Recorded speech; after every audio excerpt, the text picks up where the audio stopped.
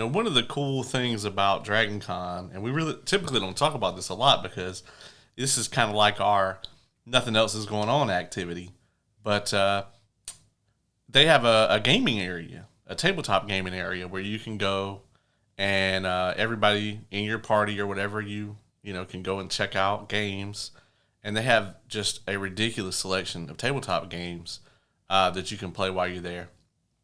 And it's a really cool place to go and just be able to, chill out and relax a little bit and get away from all the, hustle and bustle of downtown Atlanta and Dragon Con. And there's been numerous games that we have discovered through this process that we have come to kind of integrate into our own friend group and play them a lot. And I actually brought one here today. This is not a paid product placement. It is going to seem a lot like it. And to the people that make this, hold on. That's Stellar Factory. If you guys would like to become a sponsor, we will take your money. However, I'm talking about Ravine. Got a little show and tell here. So this game is called Ravine. There's actually an expansion for it that we did not play at the con, but I did pick it up. Oh. I have it. It's 3 to 6 players. Very easy to explain game. You guys have seen the homie Brendan. We explained it to him in about 2 minutes. Why did you use him as an example? Just no reason? No, well, because he was like a last minute addition. He wasn't at the table at the beginning. Gotcha. He joined the table and picked it up really quickly. But kind of the gist of this game is everybody's been in a plane crash and you have to work together to survive until you get rescued, and you actually don't know when that's going to happen. So it was a really fun game, very easy to pick up. Not a whole lot of pieces, not really that complicated as you can see. It's a really tiny box. But that was my show and tell for today, and I wanted to let all the homies know about it because it's really fun. I mean, it was an instant hit with our group. It was incredibly fun. We even played it again sober. And it was great. I wasn't there for the sober. Yeah, you weren't there game. for the sober session. I said, fuck that noise. But it was also great, and that's how I knew that, okay, this is just an amazing game, alcohol withstanding. Yeah, I mean, we're probably going to play it tomorrow, but I still won't know whether it's a good game sober or not. And the thing of it is that, at least for me, the thing that got me was at first I thought that the game was playing it straight. You get your instructions and you know what to do, and you know about resources and how to survive. So I'm thinking, okay, yeah, this is a pretty play it straight game. But then you just get some ridiculous shit that you have to do underneath certain circumstances. Yeah, people in your group start to lose their shit. Yeah. And that's when it gets really off the rails and becomes hilarious. I'm very interested to see how the expansion goes, but the expansion is this whole thing where if you die, you become a spirit and you can continue to do things. Oh, that sounds amazing. Because in the base game, if you die, you kind of just hanging out. Yeah. And so I thought that was a miss on their part, but we'll see how the expansion goes. Yeah, that should be interesting. I know this much: if I and our crew were in a plane wreck, and I only make it a couple days and I die, I'm not saying that I would want y'all to die too, but I don't want y'all to get off the island because I didn't get to leave. So we just have to stay there. Yeah, as our penance for you. Okay. Yeah, that's fair. Yeah, y'all can still hang out and stuff, I mean, you're only gonna feed us for so long. Oh yeah, yes. And I'll try to not take that personal. Oh yeah, I mean, you don't need it anymore. It's fine. It's true. That being said, in the news, man, we of course this had to happen right after we recorded our last episode, where the fuck did we review? Oh, the long walk. My brain has already been trying to erase that. But yeah, check it out. If you just are feeling real morbid or whatever, or if you're just in too good of a mood and want to not be, come down some. Yeah. Great movie, but you might have to be in a certain mood to watch it. Yeah, absolutely. And if you're not, it's going to put you in that mood. But right after we got done recording that, we actually got the news that Marvel has officially renewed Daredevil Born Again for Season 3, way ahead of the Season 2 release, which is really good because that means that the writing and production and all that, they can go ahead and start preparing to go right into production for Season 3. Which is awesome because Daredevil Born Again if the second season does in fact come out in February, is going to be one of the few streaming shows that actually puts a season out every year. Yeah, that's a rarity nowadays. Yeah, with the Pitt, I was very shocked by that because I think it came out in like May or April, and their season 2 is ready to go January, February. Yeah, and not to speed around Daredevil, but man, the Pitt, they cleaned up at the Emmys, didn't they? Yes, they did. As a matter of fact, I wanted to talk about that too. The Pitt cleaned up at the Emmys, but I really want to talk about Andor and how they ended up getting. They got the best writing for episode 9 of this past season, which I believe I gave a 10 out of 10 to. Fucking stellar, right? For a major franchise like Star Wars to come out and win a best writing for something like that, I mean, that's just not a thing that happens, right? Yeah. The sort of major IPs don't typically win things like this. You have a very few examples where something has come out and kind of transcended I'm not even going to say the genre. I'm going to say the lane, right? Mm-hmm. Because, there's been this kind of thing in Hollywood over the last 30 years where, all the awards go to like these really artsy movies or whatever. And I'm not really upset at that. I mean, a lot of these movies have incredible performances and production and directing in them. So I'm not like knocking whatever the fuck movies stuff you guys like. I am knocking Severance. Not Severance. I don't want to say that. Adolescence. Okay, I'm glad you said it. Yeah. I didn't even see Adolescence, so I wasn't going to say anything about it. But I hope that the lead guy in that did a phenomenal job to beat out Colin Farrell as Penguin. Yeah, he did okay. The show is just, it's drastically overblown. I think Severance is really good. I think it deserves everything that it got. I think the Pitt deserved everything it got. As a matter of fact, I think the Pitt probably deserved even more than it got. And they cleaned up, Yeah. I would have actually gone with Mel for the award that Dana got. That's Bryan Cranston's daughter. Mm-hmm. But, I'm sure she's going to win a bunch of Emmys, throughout her life or whatever. Yeah. Yeah, she's got a long ways to go. She's got ways to go, but to me, she was the best character on the show, and probably one of the harder characters to play. But I don't know the actress's name that plays Dana on the show that actually won the best supporting actress, but she did really well. Yeah, she did tremendously well. But yeah, I mean Andor coming in and cleaning up. I think they won 5 Emmys. I believe Penguin won 4. Yeah, I mean, both of those are just incredible, but I think them winning that best writing for that episode, that's not really heard of. Like, I don't think, and I'm not knocking The Dark Knight here, but I don't think that, what's his name? That plays Joker. Heath Ledger. Heath Ledger, damn. My brain just wiped. I don't think Heath Ledger gets that Oscar if he was alive.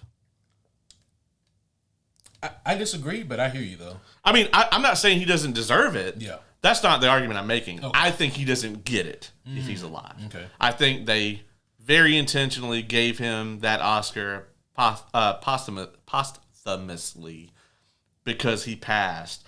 And it's kind of in the same way that, like, a lot of these, like, Best Actor Oscars, you really win them for other shit that you did. Yeah, like Leo winning for Revenant when he should have won for countless other things. Yeah. Or, not to get controversial as fuck here, but Will Smith, like, I love King Richard. Mm-hmm.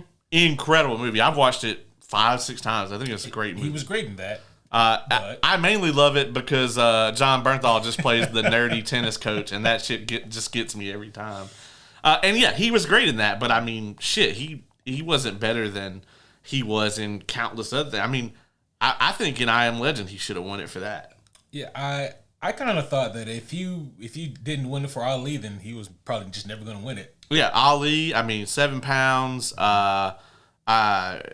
know, Wild Wild West. If he didn't win it for that, I don't know. No. We're no. No. You don't. Pursuit of Happiness, maybe. Oh, okay. No. I am no. Wild Wild West. No Wild Wild West. No. Interesting. No, I'm afraid not. That'd be like saying he deserves it for Men in Black 2. No, not that one. No, I agree. Yeah. You're like, come on, they fought a giant spider at the end. They fought a giant spider at the end of Wild Wild West. That's true, and they're the most dangerous predator in the animal kingdom. Did you know that? Well, I mean, next to polar bears. Right? Yeah. Yeah. Of course, everyone knows that. Everyone knows, but that was a giant mechanical spider. That's true, and that's why they were able to take it down. Oh, yep, that's true. Yeah. So, absolutely. Had it been a real one, they'd been fucked. They'd have been turbo fucked. Yeah. But yeah, not to digress. I don't think Heath Ledger wins that if he's alive, just because I think they'd have given it something else. And they would have, I think he would have won a Best Actor. I just don't think it would have been that year. But he absolutely deserved it for his performance in The Dark Knight. I don't think that, maybe this is just, I'm sorry to cut you off. No, go for it. Maybe this is just like a technological thing, and maybe it's just that the people who choose these awards don't quite understand the nuance of some of the technological feats that it takes to do some of this stuff. But I think that as much as fans praise Josh Brolin's role as Thanos, I think that critically speaking, it gets kind of downplayed sometimes. Like the fact that he had to learn how to act with, the rig device and portray a stature that's not his own, and be acutely aware of every single facial movement so that it performs well for the CG character. Like it takes a lot to do something like that. And also Thanos is just such a real written character, because I mentioned that because you got me thinking about, superhero villains or superhero characters in general who were just out of the park with their performance. And, Brolin's Thanos, I think, is definitely one of them. But I don't know, like, I was just thinking about recent-ish performances in the superhero genre who probably should have won big and didn't. That's just one that comes to mind for me.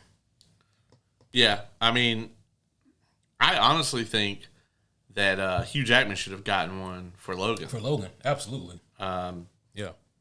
Yeah, I mean, there's been quite a few instances where, there were situations like that where, like, someone should have gotten it. And I agree on Josh Brolin 100% that, his turn as Thanos was, I mean, culturally shifting. Yeah.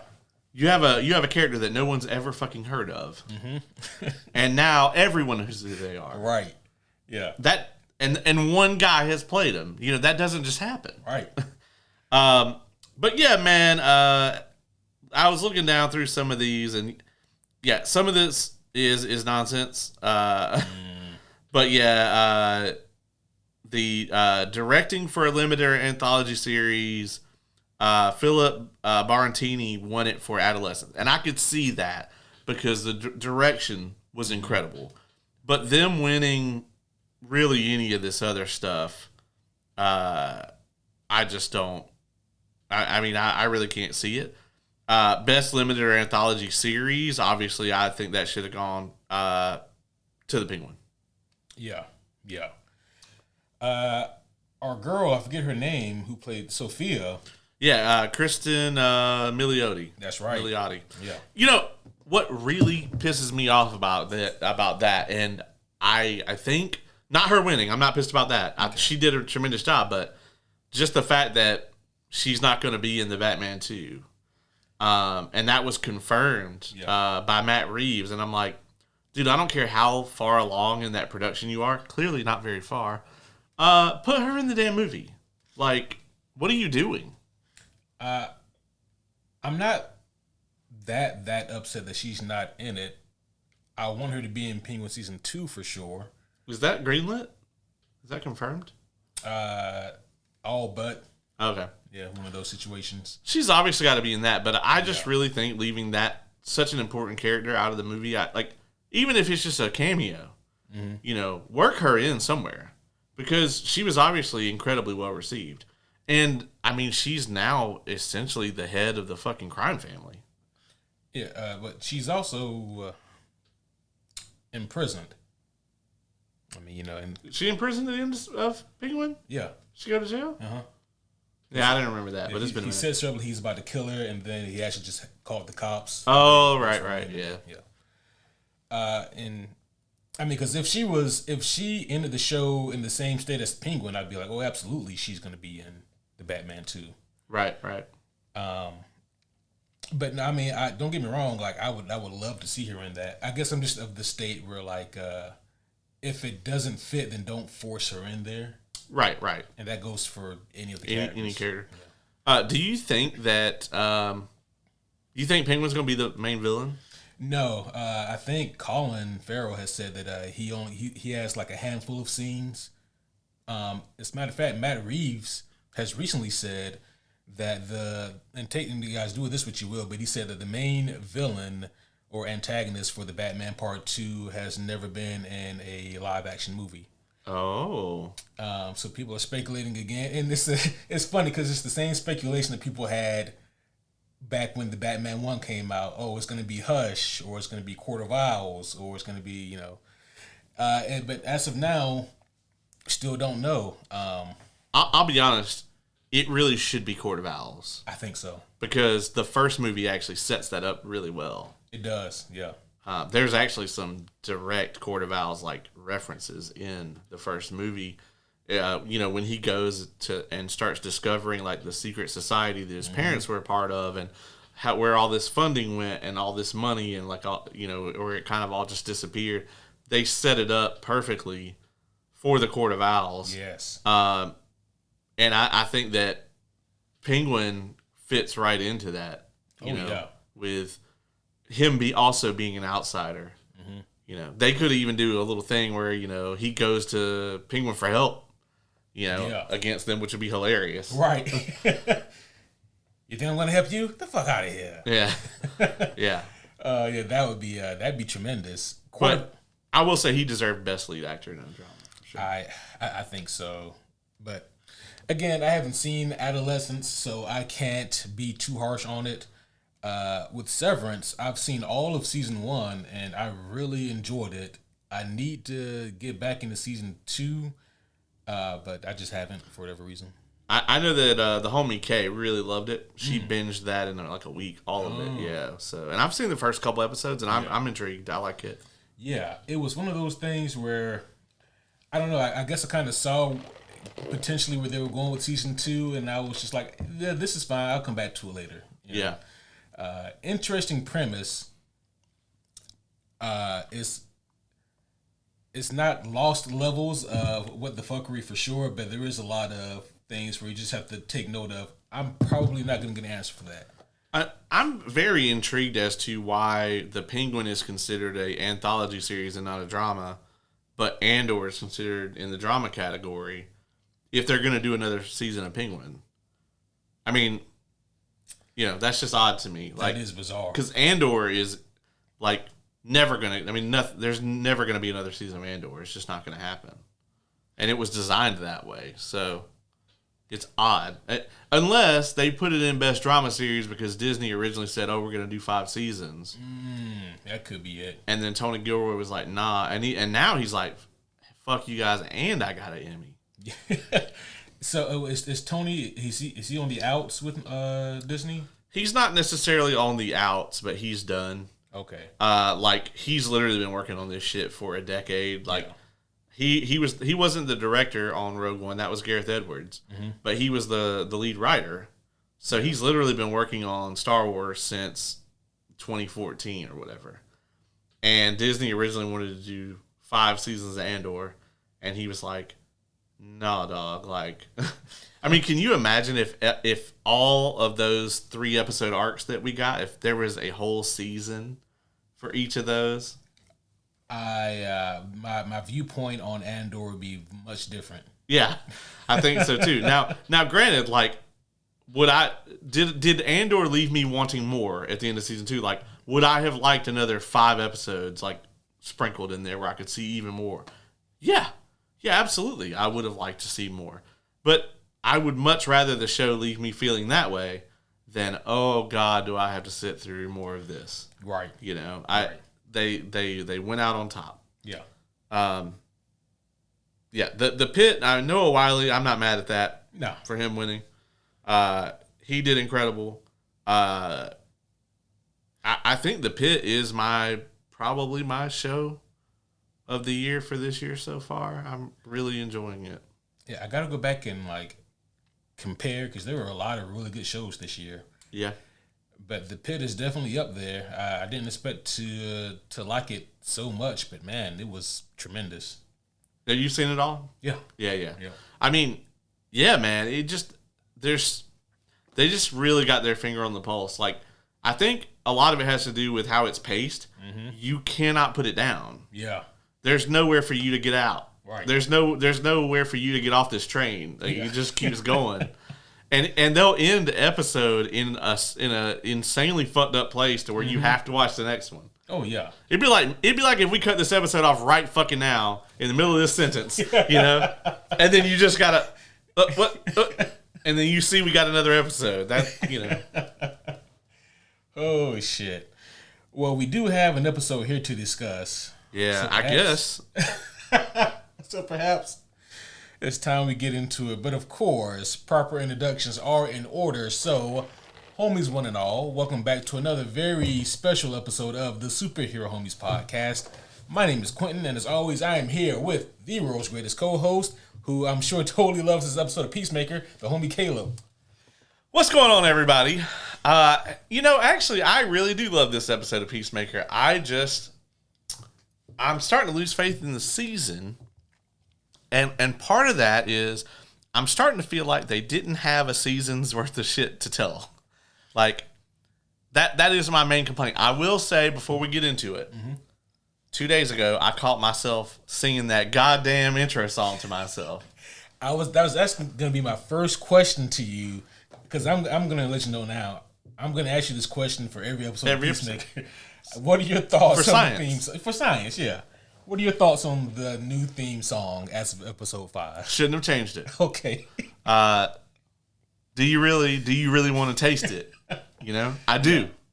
And it's not there, and I think it hurts the show. I do think, after 5 episodes, I do think that this song is more tonally on point with this season. Mm-hmm. It's a darker season. Yeah. Nobody's having a good fucking time here in Peacemaker season 2. Yeah. I mean, the most having a good time person is Adebayo, and she has nothing to do. And she's not having a good time either. Yeah, no, she's not having a good time either. But she just doesn't really have anything to do, and therefore is having the best time. Yeah. Even Flurry's not having a good time. And that's saying something. The only motherfucker that's having a good time is Eagly. Yeah. Eagly's having a great time. Yeah, and for a split second, I didn't think he was having so great a time. yeah. I didn't think he was having any kind of time. But yeah, homies, we are here to discuss, of course, Peacemaker, Season 2, Episode 5. What is the name of this episode? If you hadn't asked me, I could have told you. Yeah, that's probably how that goes. It is titled... I don't think that's what the title is. Oh, really? Back to the Suture. Okay, yeah, Back to the Suture. Okay, so what do you think about the song at this point in time? You actually stole my thoughts exactly. It's kind of creepy. My thoughts were, do you want to taste it? Do you really want to taste it? It's still, of course, the superior song. But the way that they tie in this song into the scenes, into the opening scenes, is pretty good. And they couldn't do that with Do You Want to Taste It? Yeah, I agree. Yeah, so what were your overall thoughts on this episode? Well, I let out a big ass sigh when I pulled up HBO Max and saw that this was an even shorter episode this week. How long was this one? This shit was like 37 minutes, I want to say. Oh, man. Okay. Yeah, I mean, it was like, and not only that, but like it cuts off 10 minutes before it ends. So yeah, 37 minutes. And it's really only a 27-minute episode because like there's 10 minutes left on the shit when the credits start to roll because they have the post credit scene, the shit during the credits, and then the preview for next week. So it's literally only like 27 minutes of an episode. And I mean, I feel a lot like I felt about 2 and 3. 4 and 5 could have been one episode. Yeah. At this point, it's hard to argue. I really thought that this episode was going to leave me wanting more, which it did, but it's more of leaving me wanting more. It's like going to like a fancy Michelin star restaurant. I'm poor, so I've never been to one, but I imagine that this is what it's like when they hand you like these small portions of food, and it's like it's some of the most delicious, delectable food that you'll ever eat, but the portions are so small, you're like, man, I really want more. Not just because it was good, but more so because this just isn't enough for a meal. Yeah. That's kind of how some of these episodes of Peacemaker are. They are delectable little bites, but there's just not enough for me to really feast on. Yeah, I have to agree. Like, after, 3 years to get a season 2? Just about, huh? Yeah, I mean, the incredibly long production time on us getting a season 2 and us getting these very meager morsels is not awesome. And it is giving me a little bit of disdain for the show because, like, I'm not even getting a hand job here. It's just like a couple strokes and then I'll see you next week. It's like, what am I supposed to do with that? Yeah, I'm getting a couple strokes and then like you on fucking TikTok. And yeah. Like, hey. Yeah, hey. Well, hey. We was doing something here. And, I mean, that's just... It is hard for me to, like, really be excited about the show when they insist on, just pulling the rug out from under us every week, And it's doubly that once you realize that as interesting as the through line plot is not as strong as season 1. No, and I mean, really, we have got almost none of it, to be honest. Like, we've gotten a very small amount of the other world, and I guess he's there, like, for realsies now, over 2/3 of the way through the damn season with 3 episodes left. Right. And, I mean, I hope these last 3 episodes actually have some kind of meat on them because we're going to be starving if not. Yeah, these next 3 episodes have to have length and girth to fully satisfy the needs. Are you proud of yourself? A little bit. Okay. But with this episode, it's not like nothing happens. No. Things do happen. Interesting things do happen. And the ball is rolling again, whereas it felt like it was really coming to a creeping halt in previous episodes. But now it feels like we're picking up again. It's just the issue is things aren't really happening at a pace that makes a whole lot of sense for a TV show. And it's hard to argue with your previous statements of this probably could have been maybe 6 episodes instead of 8. Yeah, we definitely could have, like 2 and 3 could have definitely been an episode, and 4 and 5 definitely could have been an episode. Yeah. Both of them are literally like you split an hour of television in half.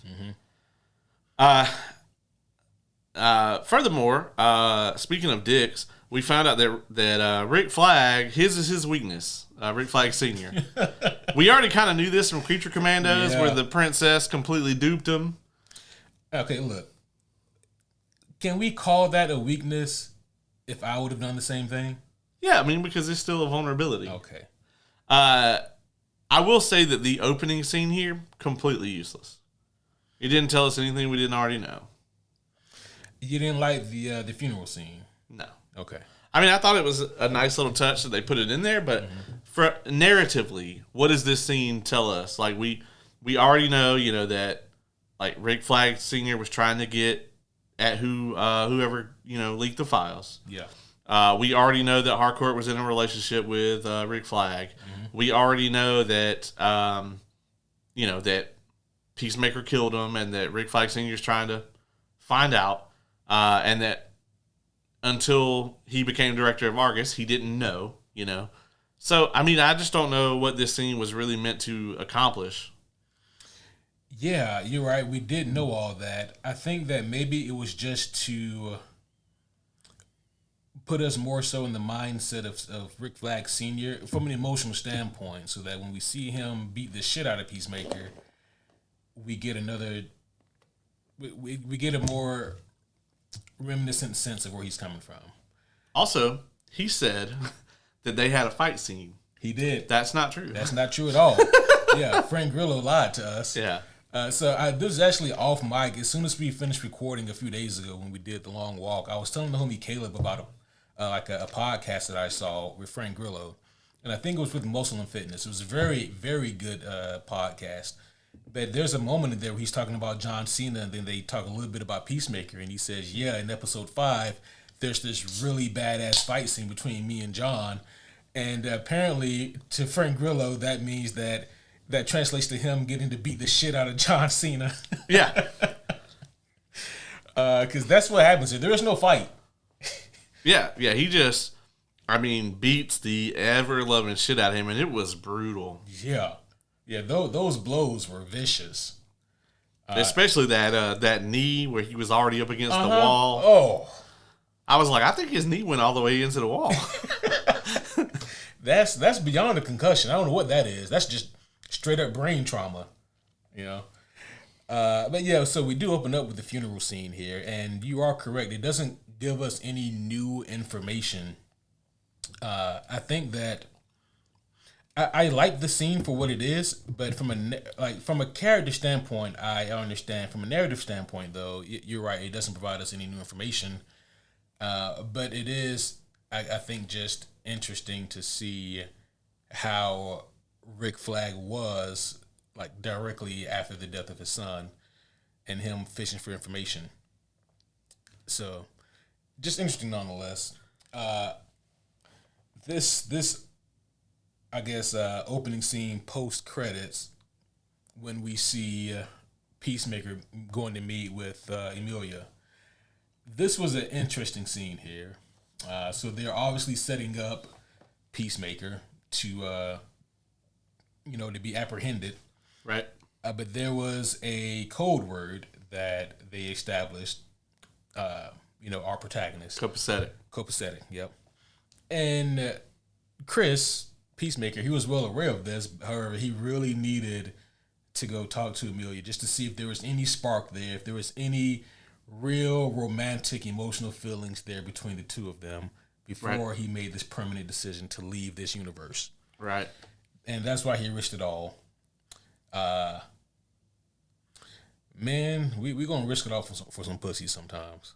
Even though he had theoretically had that exact same pussy lined up for him in a different universe. Yeah. That is the difference. That is true. Yeah, like if there's no chance of me getting it here, I'm gonna go over there and get it. I guess is his mindset. Yeah, there was some interesting stuff in this scene. We found out that Bordeaux is a motherfucking cyborg. Yeah, we found out she's a cyborg. And I was checking my mental database, is she a goddamn cyborg in the comics? And she very well could be, I think, a cyborg of Checkmate. So yeah, that was definitely an interesting reveal. I was either she's got some very specific geometry going on that she can do on the fly, or she is a robot. And then they said that she's a cyborg. So yeah, that was interesting. But Judo Master is apparently not just a master of judo, but also he's apparently a decent shot as well. Yeah. Yeah, I was very worried at first until the Trank Dart came out of there. Mm-hmm. Yeah. Long story short here, Peacemaker is eventually apprehended and taken down in the end by Harcourt in order to save his life, because Bordeaux was going to just off him. Yeah. This was really crazy, man. And Rick Flag Sr. is kind of fucking unhinged and villainous here to an extent. I mean, I guess there's the whole thing of where it's he did kill his son or whatever, but man, he does some straight up Vic Mackey shit here.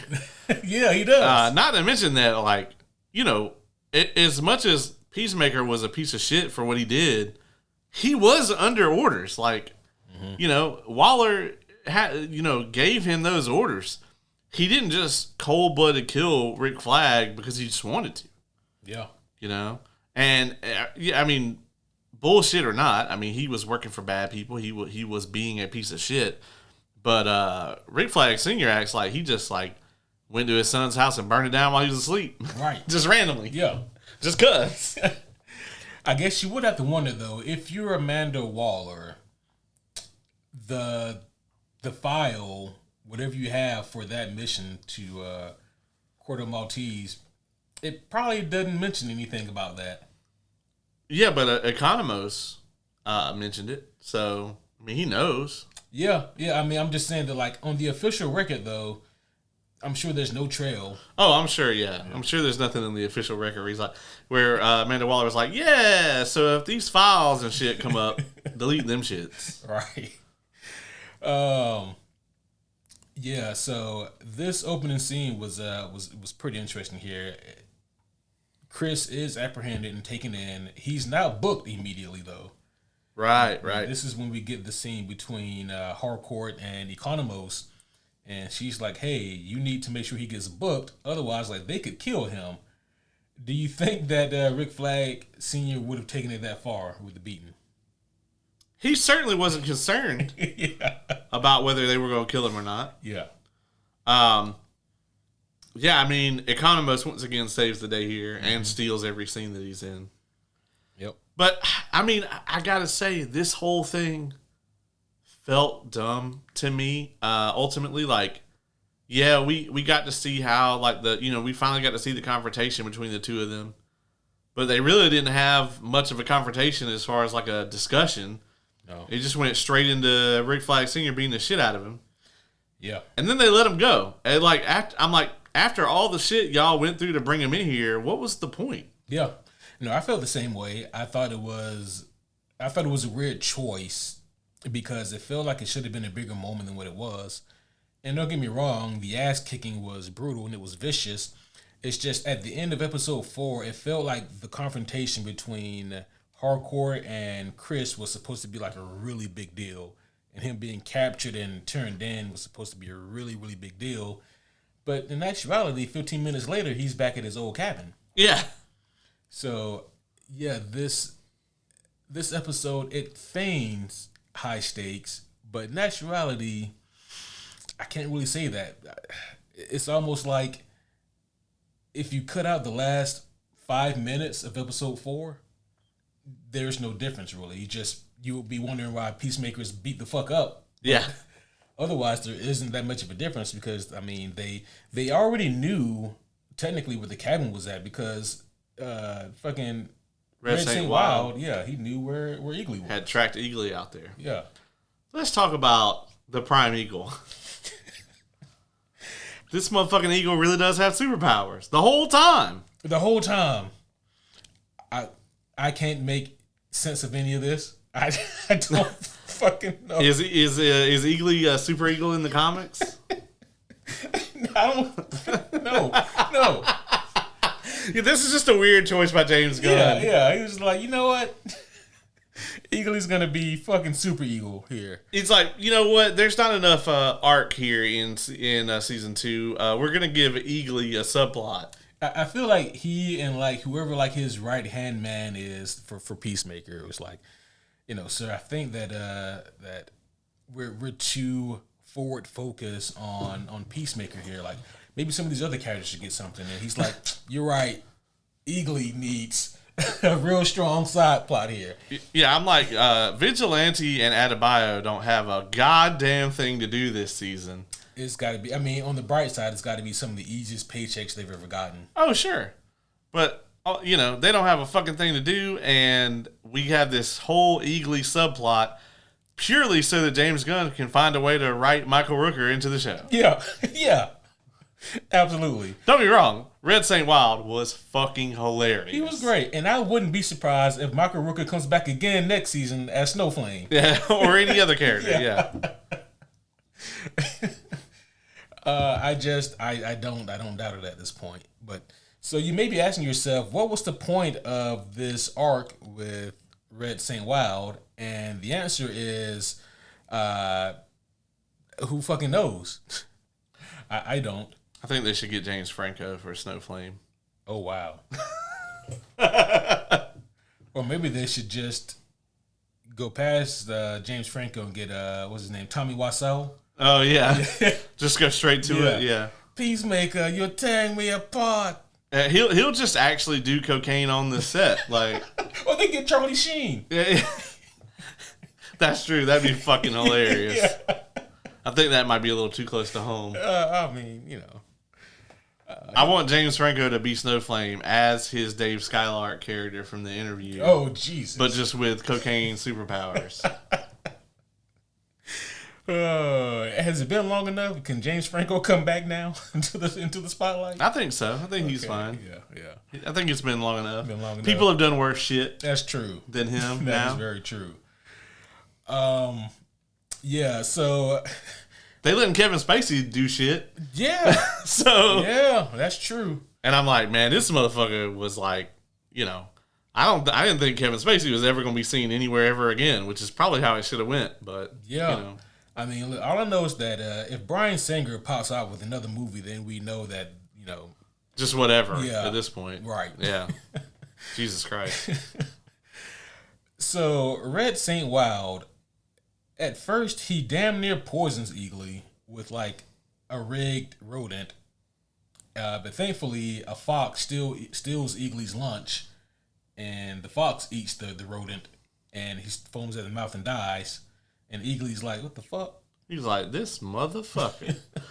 I also just want to point out that when he started talking to the rat and then flung him, I was like, what kind of fucking awakening, goddamn Warbreaker bullshit is about to happen here?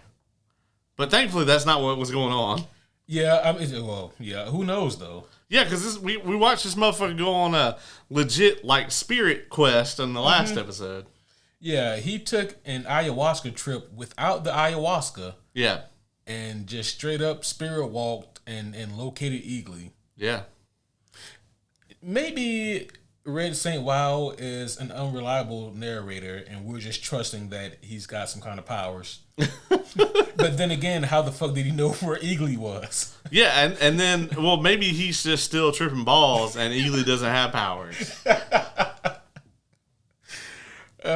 Well, it looks like he actually does shoot Eagly at first. Yeah. He shoots an eagle. Yeah, Eagly definitely sacrificed one of his followers. Sacrifices must be made. That's true. You know. Thankfully, it wasn't our Eagly. It was just some other eagle fuck. And then Red Saint Wild is trounced upon by not one, not two, but several eagles. And then the Eagle Prime himself, Eagly, descends. And we see some kind of glowing sigil behind Eagly. And Red Saint Wild, he knows that his days are numbered. And he gets, what do you call them when eagles kill you? Murdered? Just murdered? Yeah, he gets shredded. This was a bad way to go, man. Oh, for sure. Because, like, they're going to be at you for a while before you bleed out. Yeah. Don't fuck with the Prime Eagle. Yeah. That's the moral of the story, I guess. And now he's done entered a new universe. I wonder if his eagle powers work over there. Ooh. Like, can he, like, summon eagle friends to him? Like, is there another Prime Eagle in that universe that's a racist? That's a good question. Yeah. Yeah, I guess we'll find out, hopefully. So, yeah, this is around the same time, though, that Peacemaker, you know, he's coming back from the interrogation. Right. From the beating. Yeah, from the ass whooping. But before we get there, let's talk a little bit about this Sasha Bordeaux and Rick Flag Sr. situation here. Yeah. Do you think that she's trying to play him? Absolutely. Okay. Yeah. 100%. Yeah. And it's working. It is. Just like it worked in Creature Commandos. In Creature Commandos. I was trying to think of the name of the country that they were in. But oh, yeah. Some Middle Eastern, Middle Eastern or Eastern European sounding, DC fake nation name. But I mean, again, that would work on me too. Just keeping it real. I mean, I'm not saying that it wouldn't, but I mean, it's obvious that she's playing him. I don't know what her end game is here, but something's going on. Yeah, something's up. And I guess we'll see exactly what that is and then how shit comes about. I don't know if this ends with like a big fight between like Sasha and Emilia. That would be interesting. I could see that. Yeah, Emilia would have somebody to actually take her frustration out on who maybe deserves it. And she's probably going to meet her fucking match. Yeah, especially since we don't know what all like cyborg shit she has going on. Yeah. What if it's just the eyes and that's it? You know? Well, that I mean, it's gonna be a long day at the office for her. That's right. Yeah. So she's definitely trying to play him at some point. What do you think about Fleury? He seems to be making some kind of turn. Yeah, I mean, I think Fleury is realizing like the actual stakes here. I think he is going for the face turn. I like Fleury though, I do too. Yeah. It's nice to see that. You can tell he's kind of being relegated to like basically like side character status, especially at Argus. So it'll be interesting to see like if he actually does the right thing by the end of the show. Yeah. So shortly after releasing Peacemaker, they of course find him because Judo Master's tracking him down. Right. Argus has the fucking weirdest group of people that work underneath them. It's very weird that they would use Judo Master at all. Or Red Saint Wild. Yeah. I mean, I could see Red Saint Wild if they were just like, who do we know that can take an eagle out? Probably anyone with a gun. Yeah. And they were like, oh, well, it says right here in the paper that this guy is a trained eagle hunter. Yeah, specifically. It's like, all right, well, I guess we should get him. I can see that. But Judo Master, who's like a known piece of shit, I mean, I can see Amanda Waller doing this, but like Rick Flag Sr. specifically getting this guy, it just seems weird to me. It does. I think it would track a little bit more if he got like a creature commando to do it, someone who he's more familiar with. Right. Could you imagine if he got fucking Frankenstein? Oh my God. Played by David Harbour. Yeah, it would have to be. 100%. Yeah. I'm sure David Harbour is going to reprise that role at some point in live action. That would be tremendous. So, Peacemaker, he takes Eagly and they go into the parallel universe, but they shut the gate behind them. In doing so, though, I don't know the rules of how this works, but apparently he can just leave the device there, but shut the universe off behind him still. Right. He does leave a note. Judo Master, from what we can assume or ascertain, he also goes in as well. Yeah. And he also left a note, but Argus is never going to get it. Nope, they're never going to get it. And I don't know if they're going to care that much. No, they're just going to think he's gone. Yeah. It's going to be interesting, man. And then going back to what we were talking about earlier, that's it. That's the fucking episode. This podcast is officially way longer than this episode of television. It is. We literally ran down second by fucking second the entire episode in like 20 minutes. Yeah. You guys should be impressed. Yeah. Or not. Yeah. Impressed with us, not them. Yeah. But that is it. Listen, okay. It's not that I don't think that this is a solid episode of television. Like, what we got is not bad at all. And I say that the same thing about episode 4. And I feel like I was maybe being a little nice to episode 4 because I just knew in my heart that episode 5 was really going to pay off in a big way. But it's like a build-up to a build-up at this point. Right. And I'm ready to bust. Yeah. And so like episode 6, I mean, goddamn, man, there's no way that episode 6 is just another fillery episode unless episode 6 they decide to focus on all the side characters. Oh, we did forget one thing. What's that? that the trio killed the kaiju from Superman. Yeah. Yeah, we did skip over that. That's right. We do see the dead kaiju, and then we see that it's the white supremacy. Oh, God. I had to workshop the name a little bit. Oh, okay. But yeah, him and his dad and Captain Triumph have. I guess over at DC they were like, we paid a lot of money for this model. Yeah, we're gonna use this shit. Yeah, absolutely. So yeah, the same kaiju that Clark fights in Superman shows up in their universe, and they take it down. So I wonder if like in that universe, if like Lex Luthor is like this freedom fighter or whatever. Oh man! And he summoned the kaiju to distract the white supremacists. I know what can destroy white supremacy. A goddamn kaiju. Fuck, not even they could do it. But that also makes me wonder, how fucking strong is this trio? Right. Because they seemed like they didn't have a big problem doing it. Yeah. Well, we saw the Justice Gang and Superman kind of all struggle to take this thing down. Well, I mean, Mr. Terrific did kind of just fucking wreck it. Most of the struggle was like, them trying to contain the thing, and then Mr. Terrific was like, man, fuck this shit. True. But still, it takes a lot of power to kill something like that.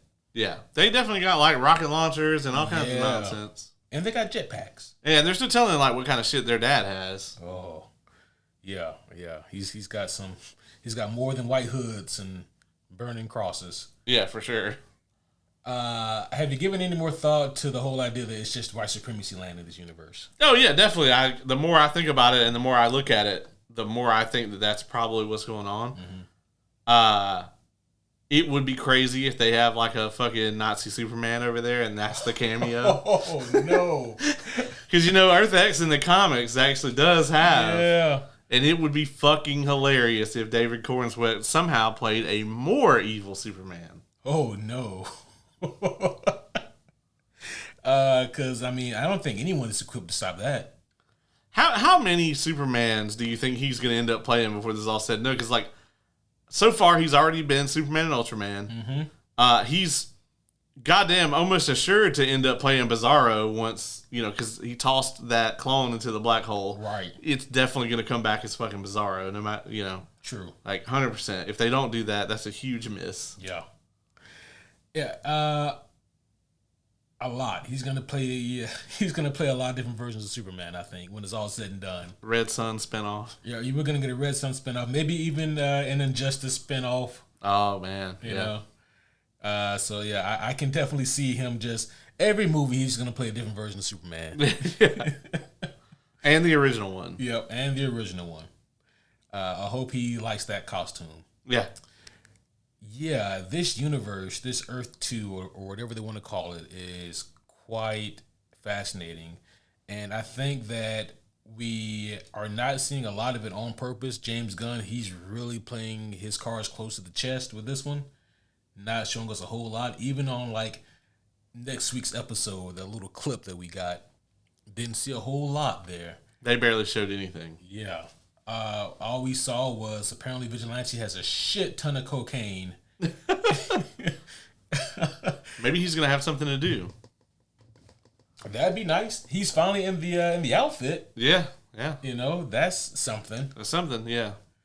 But yeah.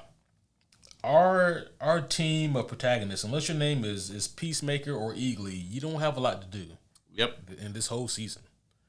Economos has more to do than anybody else. Yeah, I would say Harcourt as well. Yeah, that's true. But other than that, Adebayo and Vigilante, they have been just relegated to background. Yeah, absolutely. Like, fucking Judo Master has more screen time than they do. Yeah. Like, we didn't even get a Judo Master Vigilante fight. We couldn't squeeze something like that in there somewhere. Yeah, we couldn't have added, 5 minutes into one of these episodes with, you had to really pack that hour. Right. Oh, man. So, what do you want to see for next week's episode? I would like to see the plot go forward. What would you reasonably like to see? I would like to get the story behind this alternate universe officially once and for all. I think they have to drop that. I want to see like more of it. Yeah. I also want to see Peacemaker over there, like just happy, living his best life, and then get the reveal. Because it's gonna be hilarious if that's the case. With everything he said, it's like our world, but it's so much better. Yeah, everything's great. It's gonna be fucking hilarious. Oh, and that really makes me wonder, because I thought that we were gonna have to worry about Adebayo, but Judo Master, he's over there. Yeah. They don't like that shit. Yeah, and maybe we get the reveal with him.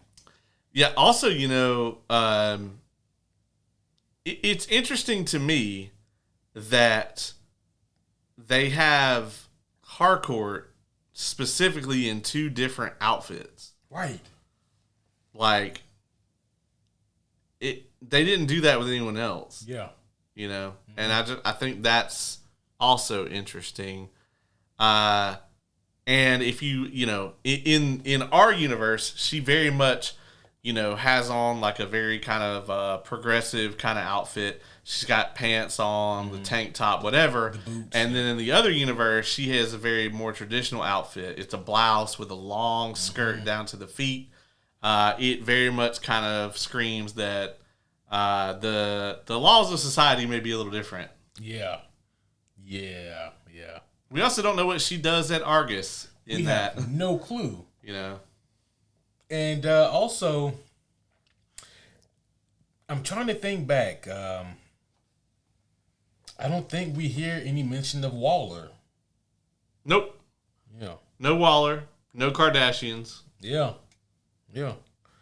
So this alternate world, I think, is gonna it's gonna be a really interesting twist. Whatever it is, it better be. If it's flat, then I'm gonna be so upset. Yeah, agreed.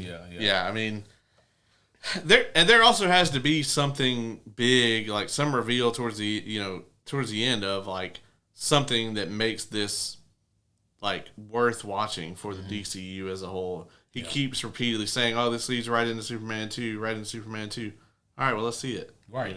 Yeah, we're gonna need something. This better not be like that goddamn WandaVision, Doctor Strange, Spider-Man trilogy bullshit. That was a whole lot you just said right there, and it meant nothing. Yeah. I mean, same thing with Kevin Feige. Yeah. Yeah. It's all gonna come together, and yeah. I'm still waiting. It's been like 6 years, and I'm still waiting. Oh no. So, not to get into any potential spoilers or anything, because I don't know shit, but do you think that there's anything to make of the picture of David Cornsweet in that picture with John Cena? I mean, he had on the same outfit that we've seen him in, and so that makes me think, okay, either he's going to show up like in the finale, like as a cameo, or he's going to be in the other universe. Yeah. And if he's in the other universe, that seems bad. It seems real bad. Real bad. So I wonder, all right, if you're a white supremacist and an alien comes down and it's like a super powered alien, it's like, it's an alien, so you hate it, right? But what if it looks like you? I was gonna say, but it's white. Yeah, it's got blue eyes. Yeah. He's one of the good ones. Yeah. They'll have to take him in. Yeah, or he just doesn't tell anyone. Oh yeah, that too. He gets his powers not from being Kryptonian, but from being white. Oh, okay. Yeah. See, there you go. That checks out. I wish there was something more that we could say about this episode, homies. But there is one more thing. Adebayo got her first customer. Oh yeah. And I'm pretty sure that he just wants to hook up. What was the thing he asked about? About the hat. Yeah, was it about Greek? Yeah, are you familiar with something about? He said something about Greek, and Adebayo asked Vigilante like, what does Greek mean in reference to security? And he said nothing that I know of, but in prostitution it means butt fucking. Yeah, right. Yeah. Yeah, so I don't think that this is exactly what Adebayo was going for. Nope. With her company, but I mean, a customer's a customer. Yeah, that's true. $20 is $20. That's right. Yeah. Gotta do what you gotta do. Oh man, yeah. So, hopefully she gets more customers of the right variety that she's looking for, and not people soliciting for prostitution. Well, man, you want to score this thing? I think it's your turn to go first. I guess it is my turn, huh? Yeah. Because I went first on the long walk. On the long walk. Yeah. That wasn't easy. Right. So here's the thing. I think that this episode does certainly have nuggets in it that are very entertaining. It's hard to say that it's not well paced because, like you said, this episode, from opening scene to the beginning of the end credits, is like 30 minutes. It's not a very meaty episode. So there's certainly nothing wrong with the pacing. They are moving some things along here. It's just that these episodes, man, they're not giving us a whole lot to work with. I think that the character usage here is not strong, and it's mostly because we do have a lot of new characters here. We got Rick Flag Sr., we got Sasha Bordeaux, we got Fleury. So a lot of our favorites that we have from season 1, they just kind of get relegated to the background. Oh, and I can't forget about Red St. Wild. Yeah. Who doesn't exist anywhere. Who doesn't exist anywhere. But between the plot just sitting and stewing and really not going anywhere, I'm okay with that for an episode if you're trying to build anticipation and character growth for the next episode. I'm okay with that. But now I feel like we've done that 2 times in a row. And the interesting thing is, I think quality-wise, for me, this is similar to episode 4, but my patience has grown thinner since episode 4, and that does unfortunately kind of affect my score if I look at this episode as the greater part of a whole, which is this season. I gave episode 4 I think I gave it a 7.5. I'm going to give episode 5 here a 6.9. Giggity. I'm tempted to give this shit a 5 since it's only half an episode. I, of course, had to do that as you drank a long swig of water. Yeah, man. What more to say about this episode?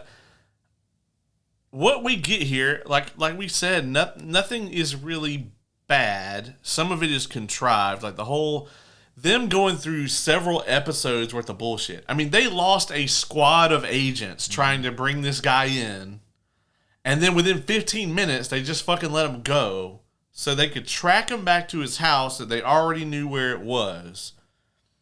And here's the thing. They didn't even fucking ask him. At no point in time were they even like, where's the fucking door at or whatever. They didn't even ask him. And I get it, right? Like, Rick Flag Sr. doesn't really give a shit. Like, he's there for revenge. But the other agents there who actually want to do the job, even Fleury, I'm sure, wants to know the answer to, like, these questions. Yeah, and he's just like, take the cuffs off and get the fuck out, turn off the recording equipment. Yeah. Straight up Vic Mackey as fuck. Yeah. It doesn't make a whole lot of sense, and honestly, I don't know that they really wanted to cast Rick Flag Sr. in this sort of like villainous light, but that's definitely where we're at here. And I mean, I guess, Frank Grillo might have been typecast if we're just going to have this motherfucker do a heel turn. It would be hilarious if Peacemaker kills him too. Oh, no. But, yeah, man. I mean, I think he might be the villain of the season on this side of the fence, We're over halfway throughout this season, and he is certainly the antagonist. Yeah. To Peacemaker. So, I'm going to give this one a 6.5. You guys really got to get your shit together. With this very slow, like 1 a week release schedule, it feels bad when we only get 27 minutes worth of an episode. And I'm not going to call it filler because it does move some things along, but this is all stuff that you really should have accomplished in the last episode, which you used the last episode to build up to this episode, and then this episode didn't really deliver on much of anything. And it's really just kind of feels both contrived and rushed. So there you have it, folks. Really bizarre stuff. I can only assume this is just to fill out a certain episode time slot, like just to keep it running. I'm sure HBO wanted, yeah, they probably wanted 8. Oh, now they wanted 8, but for House of the Dragon, they couldn't do more than what they had. Huh? We got 2 Game of Thrones properties coming out next year. House of the Dragon and Night of the Seven Kingdoms. Oh, interesting. Yep. Okay. I believe Night of the Seven Kingdoms, I think it's coming out in the early, I think January, February, March, first quarter. And then House of the Dragon should be out by the end of the year. Okay. Man, so House of the Dragon is a long wait from its previous season, huh? I want to say that they just wrapped filming on it. And, the post-production, making those fucking dragons and everything look perfect, that takes up tons of time. So, they are very set on the fact that they're going to get both of them out next year. Night of the Seven Kingdoms is an easy one for them because I don't think there's going to be any fucking dragons in it. Because Night of the Seven Kingdoms would be when Maester Aemon is a... it's just the Duncan Egg thing? Yeah. Okay. Yeah. So Maester Aemon would be a teenager. So let's just assume he was 80. Mm-hmm. So this would be 70 years before. Yeah. So yeah. That's true. Yeah, the dragons had died out or whatever by that point. Okay. Interesting. We have Gen V. Yeah. Is when's that come out? Is it this week or next week? It's already out. God damn. Yeah, there's 3 episodes. I almost watched them last night, but I was like, well, we're not going to review it till Wednesday. Yep. And it was actually pretty late when I watched Peacemaker last night, so I haven't peeped any of it yet. But they're all already released. I think they came out on Wednesday. So by the time we review, will there be 4 episodes out? I'm not sure. If so, we'll do the first 4. Yep. But if not, we should definitely just review that chunk of 3 that they came out with. Absolutely. Yeah, so we'll be back with Gen V Season 2, at least episodes 1 through 3. Yeah. And hopefully next Friday we'll have a more uplifting review of Peacemaker to bring you guys. Yes. Well, are you still going to the con? I know I'm not going. Well, yeah. So the thing of it is, right, because I need information from them as well. Yeah. Yeah. And I really don't want to make the trip down there and them just give me the shoulder shrug. Right. Yeah. We don't know who you are. Yeah. But you guys sent me the email. Yeah. I talked to the homie Kevin today, and he was very dismayed that I wasn't gonna be able to make it. And I was like, yeah, man, we're kind of getting jerked around. So yeah. I told him about it yesterday, I think. And, well, if you're here, we'll record. If not, we'll catch it up when you get back. But for sure, because I'm gonna miss the following week. I'm gonna be in Orlando. You'll be out of here. Yeah, I'm gonna miss actually both of our recording sessions that week. Oh yeah, it'll be me and Junior. That's right. He's a terrible. Sorry, Junior. He's a terrible co-host. Well, Dylan won't be with us. You just grab Dylan. Yeah, Dylan, I need you to watch all these episodes that you've never seen before. And no, just have him watch episode 6 of Peacemaker. Hasn't seen any of it, and just come on and review episode 6. That would be tremendous. They're just in a white supremacy land from jump, and he's like, "What the fuck?" So, Dylan, what you think? Oh man, yep. Well, there you have it, folks. We have a lot coming down the pipeline for you guys, and as we promised, Doomsday Clock is still on the way. We just gotta find the time. But we will be back again very soon, guys. You got anything else before we wrap up? No, that's it. Be safe, make good choices. Don't do anything we wouldn't do, and if you do, name it after us. That all sounds fair. Well, homies, that's going to be all for now. We will see you guys again next time. But until then, my name is Superhero Homie Q. I'm Superhero Homie Caleb.